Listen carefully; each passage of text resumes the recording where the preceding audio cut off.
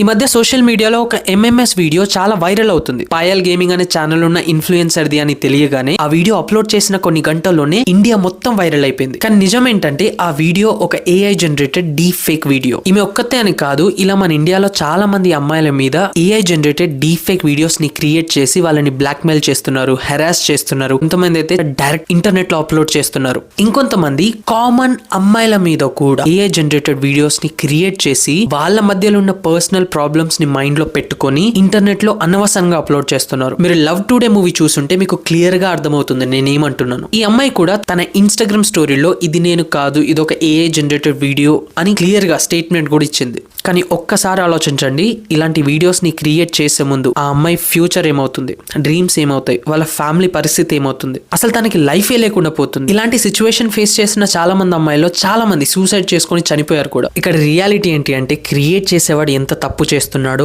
మనం కూడా షేర్ చేసి అంతే తప్పు చేస్తున్నాం. ఎప్పుడైనా ఇలాంటి వీడియోస్ వస్తున్నాయి అంటే అది ఏఐ లేదా నిజమా అనేది ఒక 1000 సార్లు మీ మైండ్ లో ఆలోచించండి. అంతేగాని చూసిన వెంటనే నిజం అని అనుకొని ఎవరికి పడితే వాళ్ళకి షేర్ చేయకండి. ఇలాంటి పనులు చేసే ముందు మీ ఇంట్లో ఎవరికైనా అమ్మాయిలకి జరిగితే ఎలా ఉంటుందో ఒక్కసారి ఊహించుకోండి. అండ్ ముఖ్యంగా అమ్మాయిలు, I sincerely request you to all to never post your photos and videos on any other social media platforms. అసలు ఎలాంటి సోషల్ మీడియా ప్లాట్ఫామ్స్ మీద ఇంటర్నెట్ లో మీ ఫోటోస్ ని వీడియోస్ ని ప్రజెంట్ సిచ్యువేషన్ లో అసలు అప్లోడ్ చేయకండి. ఇప్పుడున్న ఏఐ టెక్నాలజీతో ఒకరి వీడియోకి ఇంకొకరి ఫేస్ అండ్ వాయిస్ ని ఎగ్జాక్ట్ గా మ్యాచ్ అయ్యేటట్టు యాడ్ చేయడం ఇప్పుడు చాలా ఈజీ అయిపోయింది.